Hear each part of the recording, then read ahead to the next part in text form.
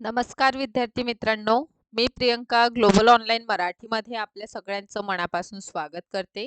आज आपण महाराष्ट्र सेट परीक्षा 2024 याकरिता पेपर क्रमांक 2 इतिहास या विषयासाठी आपण युनिट क्रमांक 4 ला सुरुवात केलेली आहे आणि युनिट क्रमांक 4 यामध्ये आपण मध्यकालीन भारताचा इतिहास मिडिवल हिस्ट्री आपण अभ्यास करीत आहोत आणि यामध्ये आपण दिल्ली सल्तनत आपण अभ्यास केलेला आहे. सल्तनत थेरी लेक्चर थ्रू सुद्धा आपण कव्हर केलेले आहे. जर ते व्हिडिओ लेक्चर्स आपण बघितले नसेल तर ग्लोबल ऑनलाईन ॲपवर बघा. हा आपला लेक्चर क्रमांक 6 आहे, ज्यामध्ये आपण MCQ प्रॅक्टिस करूया. पूर्णतः टॉपिक आहे दिल्ली सल्तनत यावर आधारित महत्त्वपूर्ण प्रश्न जे आहे एक्झाम पॉइंट ऑफ व्ह्यूने ते महत्त्वपूर्ण प्रश्न आपण डिस्कस करणार आहोत. यासोबतच या क्लासमध्ये आपण PYQ क्वेश्चन सुद्धा अभ्यास करणार आहोत. सोबतच महाराष्ट्र सेट पेपर क्रमांक 2 यासाठी कंप्लीट कोर्स सुद्धा अवेलेबल आहे आणि या कंप्लीट कोर्समध्ये आपल्याला डेली बेसिसवर लाईव्ह व्हिडिओ लेक्चर्स मिळणार. संपूर्ण अभ्यासक्रमावर आधारित व्हिडिओ लेक्चर्स असेल. आता महाराष्ट्र सेट पेपर क्रमांक 2 मध्ये टोटल 10, हिस्ट्रीमध्ये टोटल 10 युनिट्स आपल्याला दिसून येतात. 3 युनिट एन्शंट हिस्ट्रीवर आहे, बाकीच्या 3 उर्वरित म्हणजे 4, 5, 6 क्रमांकाच्या मिडिवल हिस्ट्रीवर आहे आणि नंतर आपण आधुनिक भारताचा अभ्यास करीत असतो. सो हे सगळेच टॉपिक व्हिडिओ लेक्चर थ्रू आपले कव्हर होणार आहेत. संपूर्ण अभ्यासक्रमावर आधारित नोट्स सुद्धा अवेलेबल आहे. नोट्स 2 लँग्वेजेस मध्ये आपल्याला आहे, इंग्लिश आणि मराठीमध्ये अवेलेबल आहे. सोबतच मागील वर्षाची प्रश्नपत्रिका म्हणजेच PYQ, कारण कोणत्याही परीक्षेचा अभ्यास करण्यासाठी बघा PYQ खूप इम्पॉर्टंट असतं. सो PYQ सुद्धा अवेलेबल आहे. सरावासाठी MCQs आहे आणि वीकली सॅटर्डेला टेस्ट असते, ज्यामध्ये आपण मंडे टू फ्रायडे जे महत्त्वपूर्ण टॉपिक्स अभ्यास करीत असतो त्यावर आधारित ही एक मॉक टेस्ट असते. सो बघा पेपर क्रमांक 2 यासाठी आपण नवीन बॅच स्टार्ट करीत आहोत 22 नोव्हेंबरला. या नवीन बॅचला जॉईन करण्यासाठी हे ऑफिशियल नंबर्स आहे, यावर कॉन्टॅक्ट करायचा आहे आणि फीज मात्र 8,000 आहे, ज्यावर पेपर 1 फ्री ऑफ कॉस्ट आहे.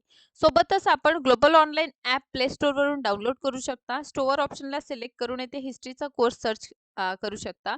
सो बघा सरळ इथून कोर्सला बाय करा किंबहुना आपले ऑफिशियल नंबर्स आहे, या ऑफिशियल नंबर्सवर आपण कॉन्टॅक्ट करू शकता. सो आजचा आपण MCQ क्लास आहे, ज्यामध्ये आपण दिल्ली सल्तनत हा महत्त्वपूर्ण टॉपिक कव्हर करणार आहोत. सो क्वेश्चन क्रमांक पहिला आहे की आपली सत्ता बळकट केल्यानंतर बलबनने भव्य पदवी स्वीकारली. आता बघा कोणती त्यांनी पदवी धारण केलेली आहे. ए आहे तूती ए हिंद, ऑप्शन बी केसर ए हिंद, ऑप्शन सी आहे जिल्ले इलाही आणि डी आहे दिन ए इलाही. ठीक आहे. तर बघा इथे व्हेरी करेक्ट आन्सर आहे जिल्ले इलाही. ठीक आहे. ही उपाधी जी आहे बलबन यांनी धारण केलेली होती. क्वेश्चन 2 आहे यापैकी भारतातील सर्वात जुनी कबर कोणती आहे? नासरुद्दीन मोहम्मदची कबर, सुलतानगडी, दिल्ली येथे निर्माण मकबरा शैली याचा जन्मदाता ठीक आहे कोणाला मानले जाते, असा आपला प्रश्न आहे. ठीक आहे. सगळ्यात जुनी कबर विचारलेली आहे आणि त्यासोबतच आपल्याला नासरुद्दीन मोहम्मदची कबर, ज्याला आपण सुलतानगडी कबर म्हणतो, ते कोणी निर्माण केली असा आपला प्रश्न आहे. कोणी याचं बांधकाम केलेलं आहे?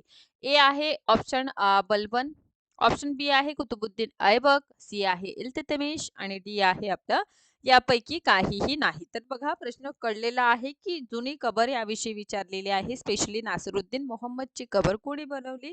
ऑब्विसली आन्सर क्रमांक सी आहे इल्ततमिश यांनी बनवली, कारण नासरुद्दीन मोहम्मद हे इल्ततमिश यांचे पुत्र होते आणि त्यांच्या स्मृती प्रित्यर्थ आपण बघतो की सुलतानगडी मकबरा जे आहे ते बनवण्यात आलेला होता. ओके. त्यानंतरचा प्रश्न आहे क्वेश्चन क्रमांक 3.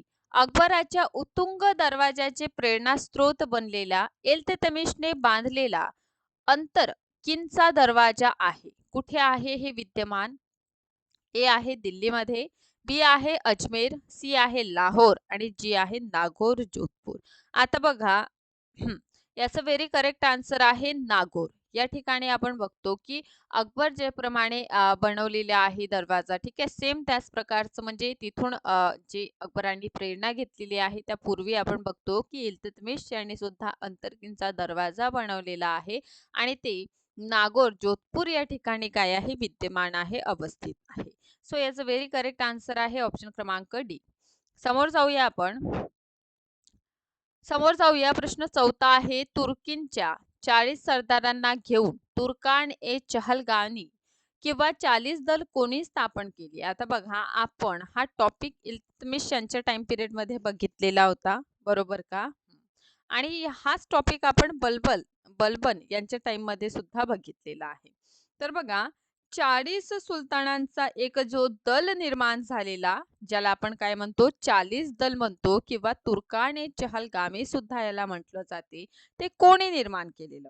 ठीक आहे, संस्थापक कोण आहे? इट मीन्स कोणी निर्माण केलं? ए आहे आयबक, ठीक आहे, ऐबक. बी आहे इल्ततमिश. सी आहे बलबन. आणि लास्ट वन ऑप्शन डी आहे रजिया. आता बघा, 40 गुलामांचं एक दल निर्माण करणारे होते इल्ततमिश, ठीक आहे. आणि इल्ततमिश यांनी आपण बघतो की जे दल बनवलेलं आहे त्याचं नाव आहे तुर्कान ए चहलगमी, ज्यामध्ये 14 काय होते? गुलाम होते. आणि या 14 मधून एक कोण होता? तर बलबन होता. बरं, इथे दोन गोष्टी महत्वपूर्ण आहे. सुरुवात कोणी केली? संस्थापक इल्ततमिश आहे, तर नष्ट करता कोण? असं जर कधी प्रश्न विचारलं तर बलबन लक्षात घ्या, ठीक आहे. चला, तर याचं व्हेरी करेक्ट आन्सर ऑप्शन क्रमांक सी आहे. समोर जाऊया आपण. प्रश्न 5 आहे की यापैकी बलबनच्या राजदरबारातील प्रमुख प्रतिस्पर्धी कोण होते? ए आहे इमादुद्दीन रेहान, बी आहे किशलू खान, सी आहे जफर खान आणि डी आहे इल्ततमिश. आता बघा, बलबन यांच्याविषयी प्रश्न विचारलेला आहे, ठीक आहे, की बलबनच्या दरबारातील प्रमुख त्याचा प्रतिस्पर्धी कोण होता? आता बघा, बलबनच्या टाइम पिरियड मध्ये ऑब्विसली आपण बघतो इल्ततमिश नव्हता, जफर खान, किचलू खान आणि इमानुद्दीन रेहान. यामधून लक्षात घ्या की जेवढा प्रबल आपण बघतो की बलबन आहे, सेम त्याच प्रकारचा आपण बघतो की इमानुद्दीन रेहान हे सुद्धा या काळात विद्यमान होते. आणि बलबन जे आहे त्यांचा प्रमुख हा प्रतिस्पर्धी आपल्याला दिसून येतो. त्यामुळे आपण व्हेरी करेक्ट आन्सर इथे असणार ऑप्शन क्रमांक ए. 6 क्रमांकाचा प्रश्न आहे.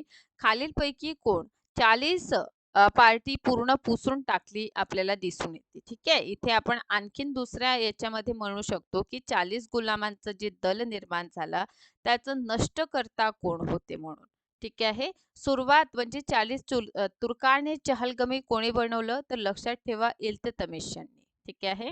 इथे प्रश्न आहे नष्ट करता कोण आहे? ऑप्शन ए आहे बलबन, बी आहे इल्ततमिश, सी आहे रजिया सुलताना आणि डी आहे अल्लाउद्दीन खिलजी. आता बघा, 40 पार्टी याचं निर्माण करणारा आपल्याला दिसून येते इल्ततमिश होता, बरोबर. आणि याला पुसून काढलं म्हणजे याचं नष्ट कोण केले आहे याला? तर बलबन यांनी केलेलं आहे. कारण त्याला स्वतःची म्हणजे बलबन यांना स्वतःचे औचित्य सिद्ध करायचं होतं. आणि सेकंडली म्हणजे 40 गुलामांचं किंवा तुर्काने चहलगमी मधून एक व्यक्ती म्हणजे बलबन होता. त्यामुळे त्यांनी पूर्णतः या 40 गुलामांचं जे तुर्काने चहलगमी निर्माण करण्यात आलेलं ते नष्ट केलेलं, ठीक आहे. नेक्स्ट वन आहे क्वेश्चन 7. लखनौती म्हणजे बंगालची राजधानी लखनौती आहे, ठीक आहे. येथे तुगरील खान यांनी कोणाच्या कारकिर्दीत बंड किंवा दडपशाही केली? आता तुगरील खान यांच्याविषयी आपल्याला प्रश्न दिसून येतो, ठीक आहे. तर ए आहे इल्ततमिश, बी आहे बलबन, सी आहे अल्लाउद्दीन खिलजी आणि डी आहे यापैकी नाही. तर लक्षात घ्या, तुगरील खान आता बंगालची राजधानी असते लखनौती या ठिकाणी काय करतो? बंड करतो, ठीक आहे.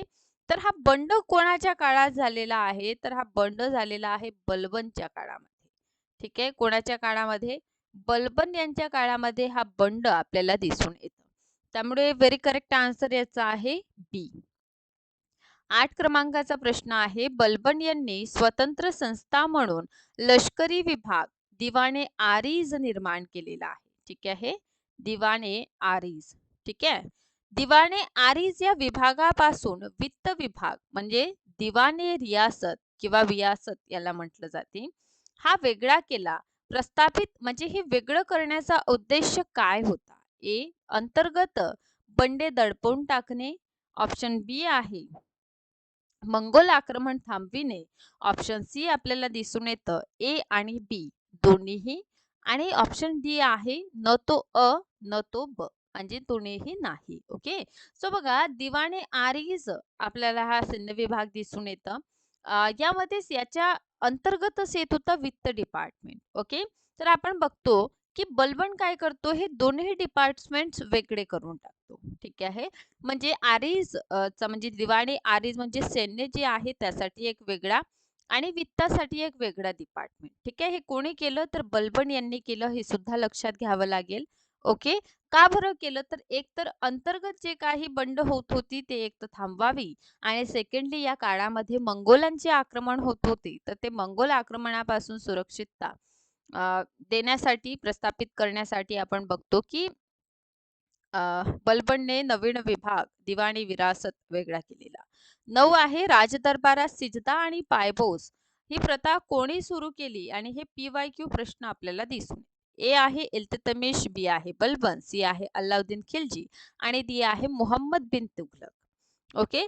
तर राजदरबारात सजदा आणि पायबोस सुरू करणारे आपल्याला कोण दिसून येते? बलबन दिसून येते. ठीक आहे. तर याचं व्हेरी करेक्ट आन्सर आहे ऑप्शन बी. बलबन यांनी सजदा आणि पायबोस ह्या प्रथा सुरू केलेल्या.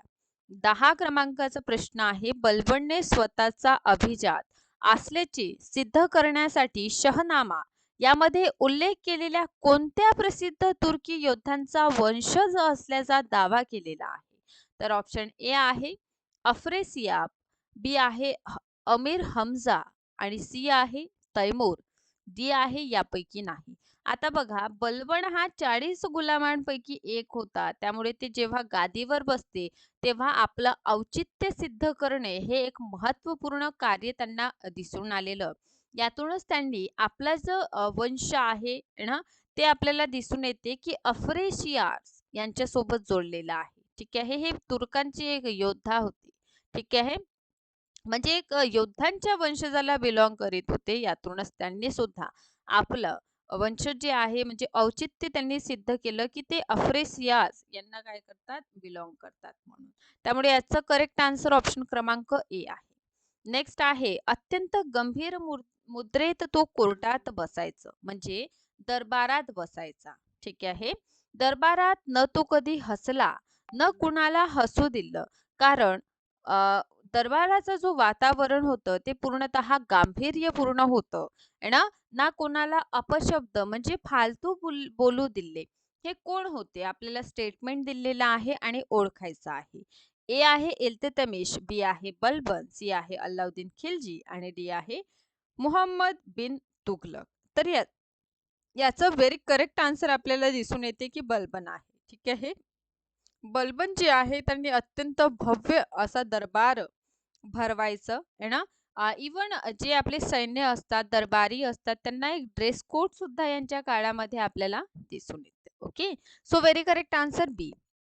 12 क्रमांकाचा प्रश्न आहे यापैकी कोणी किलोकडीच्या म्हणजे किलोखरम जे आहे या राजवाड्यात आपला राज्याभिषेक केलेला आणि त्याला आपली राजधानी सुद्धा बनवली. आता दिल्ली सल्तनत मधील असे कोणते शासक आहे ज्यांनी किलोखेरम याला राजधानी बनवली असं सुद्धा कधी प्रश्न आपल्याला दिसून येऊ शकतो. ऑप्शन मध्ये आहे ए बलबन, बी जलालुद्दीन फिरोज खिलजी, सी आहे अल्लाउद्दीन खिलजी आणि डी आहे फिरोज शाह तुघलक. आता बघा किलोखरम या ठिकाणी कोणी आपला अभिषेक केलेला आहे? सो ऑब्विसली ऑप्शन क्रमांक बी जलालुद्दीन फिरोज खिलजी है ना. यांनी काय केलेलं आहे 70 वर्षाच्या आयुमध्ये आपण बघतो की किलोखरीम या ठिकाणी ते स्वतःचा राज्याभिषेक करतात आणि फक्त राज्याभिषेकच करत नाही तर जलालुद्दीन फिरोज खिलजी हे किलोखारी या ठिकाणाला आपली राजधानी सुद्धा बनवतात. त्यामुळे योग्य उत्तर आहे ऑप्शन सी. समोर जाऊया 13 क्रमांकाचा प्रश्न आहे की जलालुद्दीन फिरोज खिलजीच्या कारकिर्दीत घडलेल्या घटना कोणत्या आहे? तर यामध्ये बघा कडा माणिकपूर येथील सुभेदार मलिक काफूर यांचे बंड. ठीक आहे. ऑप्शन बी आहे दिल्ली येथे दरवेश सिद्दीमोलाचा कट आहे ना. सी आहे उलुग खान यांच्या नेतृत्वाखाली मंगोल मुसलमान न्यू मुस्लिम होऊन दिल्ली बाहेर मुगलपुरा नावाची वसाहत स्थापन केलेली आणि डी आहे वरीलपैकी सगळी. ठीक आहे. तर बघा इथे कडा माणिकपूड याचा सुभेदार आपल्याला मलिक काफूर तर नाही, पण इथे आपण बघतो की अल्लाउद्दीन खिलजी होते, है ना? हा. तर ओके. तर याला काटून टाका. ठीक आहे. चल. तर हे दोनही स्टेटमेंट बरोबर आहे पहिल्याला सोडून. ठीक आहे. चला समोर जाऊया. क्वेश्चन 14 आहे. दक्षिणेवरील पहिले मुस्लिम आक्रमण देवगिरीचा यादव शासक रामचंद्र यांच्यावर हल्ला कोणाच्या काळात झाला? देवगिरीची लूट आपण अभ्यास केलेली आहे. ओके.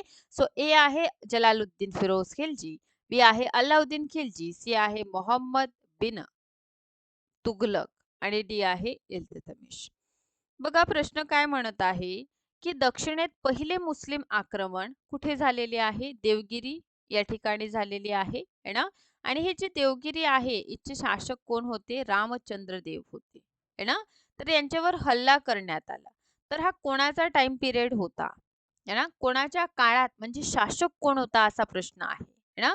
कोणी लूट केला असा जर प्रश्न असतं तर आपण अल्लाउद्दीनला खिलजी यांना आपण टिक केलेलं असतं. पण शासक कोणाच्या काळात झालेला? तर जलालुद्दीन फिरोज खिलजी यांच्या काळामध्ये आक्रमण झालेलं.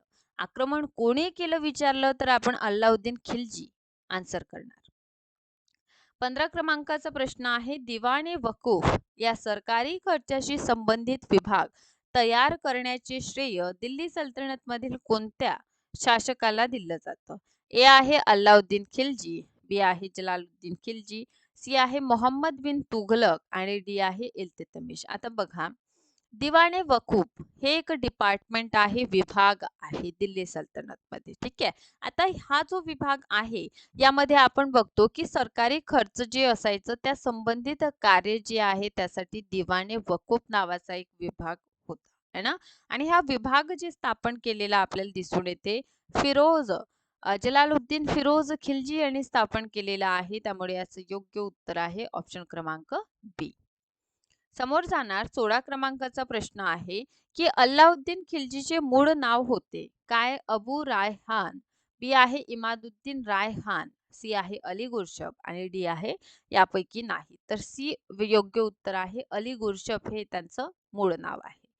17 क्रमांकाचा प्रश्न आहे. अल्लाउद्दीन खिलजीच्या सेनापतीच्या नेतृत्वाखालील गुजरात कॉम्प्लेक्स सॉरी कॅम्पियनच्या क्रमाने खंबट करून कोणाला विकत घेण्यात आले ज्यामुळे पुढे दक्षिण भारतात विजय मिळवला? आता बघा प्रश्न काय आहे. गुजरात विजय आहे यांना आपण बघतो की अल्लाउद्दीन खिलजी यांच्या टाइम पिरियड मध्ये गुजरातवर आक्रमण झालेलं आहे ना. आणि गुजरात विजय या ज्यावेळी सुरू होती आहे ना त्याच वेळी आपण बघतो की गुजरात विजयानंतरच त्यांना मलिक काफूर मिळालेले होते, बरोबर. 1000 दिनारामध्ये त्यांना खरेदी करण्यात आलेले, म्हणूनच मलिक काफूर यांना 1000 दिनारी असं सुद्धा म्हणतात. तर हे दक्षिण भारताचा विजय अल्लाउद्दीन खिलजीचे कोणी केले असं जरी प्रश्न असेल तर आन्सर मलिक काफूर असेल. आणि अल्लाउद्दीन खिलजीच्या सेनापतींच्या नेतृत्वाखाली जेव्हा गुजरात विजय होत होती त्यावेळी त्यांना म्हणजे मलिक काफूर जे आहे त्यांना खरेदी करण्यात आलेले होते. ठीक आहे. तर योग्य उत्तर ऑप्शन ए आहे. 18 क्रमांकाचा प्रश्न आहे. मलिक काफूर यांना 1000 दिनारी म्हटले जायचे का बरं? तर ए आहे त्यांना 1000 दिनारांमध्ये विकत घेण्यात आले. तो 1000 सैनिकांचा प्रमुख होता. त्यांच्याकडे ऑप्शन सी आहे त्यांच्याकडे 1000 गावे होती किंवा मग यापैकी काहीही नाही. आता बघा मलिक काफूर है ना यांना बघा 1000 दिनारामध्ये खरेदी केलेलं होतं म्हणून त्यांना 1000 दिनारी म्हणतात. त्यामुळे योग्य उत्तर ऑप्शन क्रमांक ए आहे. 19 क्रमांकाचा प्रश्न आहे. अल्लाउद्दीन खिलजीच्या काळात मलिक काफूरच्या नेतृत्वाखाली सदर्न कॅम्पेन इसवी सन 1307 ते इसवी सन 1312 राबवण्यात आले आणि या मोहिमेत पराभूत झालेल्या राज्यांचा आदेश होता. म्हणजे क्रम सांगायचा आहे. ऑप्शन ए आहे देवगिरी, वारंगल विजय, होयसला विजय की मदुरा विजय. ऑप्शन बी आहे वारंगळ, देवगिरी, होयसल आणि मथुरा. ऑप्शन सी आहे होयसल विजय, वारंगल विजय, देवगिरी आणि मधुरा. आता बघा लास्ट वन आपण बघतो की मधुरा विजय, देवगिरी विजय, वारंगळ आणि होयसलावर आक्रमण. आता बघा आपण सर्वप्रथम बघतो की देवगिरीवर आक्रमण झालेलं आहे. इथे पहिले कुठे देवगिरी दिसतं काय? इथे नाही है ना. या तीनही ऑप्शन मध्ये फर्स्ट नंबरवर देवगिरी नाही. आणि लक्षात घ्या देवगिरी आक्रमण हा पहिला आक्रमण आहे. त्यामुळे क्रमात सुद्धा देवगिरी हा नाव पहिले असेल. यानंतर वारंगल विजय आहे, होयसल आहे आणि लास्ट वन मधुरा आहे. तर योग्य उत्तर ऑप्शन क्रमांक ए है ना. ऑप्शन क्रमांक ए. समोर जाऊया. 20 क्रमांकाचा प्रश्न आहे. अल्लाउद्दीन खिलजी म्हणाले की राज्यकर्त्याला राजधानी दिल्ली 6 महिने ठेवण्यात आले. रायरायण म्हणजे राजांचा राजा ही पदवी दिली आणि गुजरातच्या नवसारी जिल्ह्यांना आपला राज्यात समावेश केला. हा कोण होता? कोणाला? राजांचा राजा हा उपाधी अल्लाउद्दीन खिलजीने दिलेली आहे. तर ए आहे देवगिरीचे राज्यकर्ते रामचंद्र देव. बी आहे प्रतापरुद्र देव जे वारंगडचे शासक होते. सी आहे वीर बल्हाळ जे द्वार समुद्रचे शासक होते आणि डी आहे वीर पांड. ठीक आहे. जे मधुरा किंवा मावरचा जो क्षेत्र आहे त्यांचे शासक होते. तर बघा अल्लाउद्दीन खिलजी यांच्या काळामध्ये आपण बघतो की उत्तर आणि दक्षिण दोन्हीही विजय झालेले आहे है ना. आणि जेव्हा आपण त्यांचं दक्षिण विजय बघतो आणि स्पेशली देवगिरीवर जेव्हा आक्रमण करण्यात येते, देवगिरीचा शासक असतो रामचंद्र देव. रामचंद्र देव हे अधीनता आत्मसमर्पण करतात आणि यातूनच आपण बघतो की अल्लाउद्दीनच्या दरबारात त्यांना पाठवले जाते. त्यांना उपाधी दिलं जातं राजांची राजा म्हणून. ठीक आहे. सोबतच नवसारी हा क्षेत्र जे आहे ते सुद्धा त्यांना देण्यात येतं. तर अशा प्रकारे याचं योग्य उत्तर आहे ऑप्शन ए. ओके. 21 क्रमांकाचा प्रश्न आहे. दक्षिणी मोहिमेदरम्यान मलिक काफूरचा जगप्रसिद्ध कोहिनूर हिरा कोणी दिला? मलिक काफूरने सुलतान अल्लाउद्दीन खिलजीला हा भेट दिलेला आपल्याला दिसून येते. ठीक आहे. तर बघा हा जो हिरा आहे कोहिनूरचा हिरा आहे ना. तर कोहिनूरचा हिरा ओके कुठून मिळालेला आहे मलिक काफूर यांना? तर हा मिळालेला आहे ए रामचंद्र देव, बी प्रतापरुद्रदेव, सी आहे वीर बल्हार की डी वीरपांड्य. तर हे मिळालेलं आहे प्रतापरुद्रदेव है ना यांच्याकडून. तर ऑप्शन बी योग्य उत्तर आहे. समोर जाऊया. 22 क्रमांकाचा प्रश्न आहे. कोण म्हणाले राज्यासाठी हितकारक असे आदेश मी देतो, शर्यतमध्ये याची परवानगी आहे की नाही हे मला माहित नाही? ए अल्लाउद्दीन खिलजी, बी आहे मोहम्मद बिन तुघलक, सी आहे बलबन आणि डी आहे इल्ततमिश. तर बघा राज्यासाठी हितकारक आदेश मी देतो है ना. शर्यतमध्ये याचं परवानगी आहे की नाही हे मला माहिती नाही असं स्टेटमेंट आहे अल्लाउद्दीन खिलजी यांचं. ओके.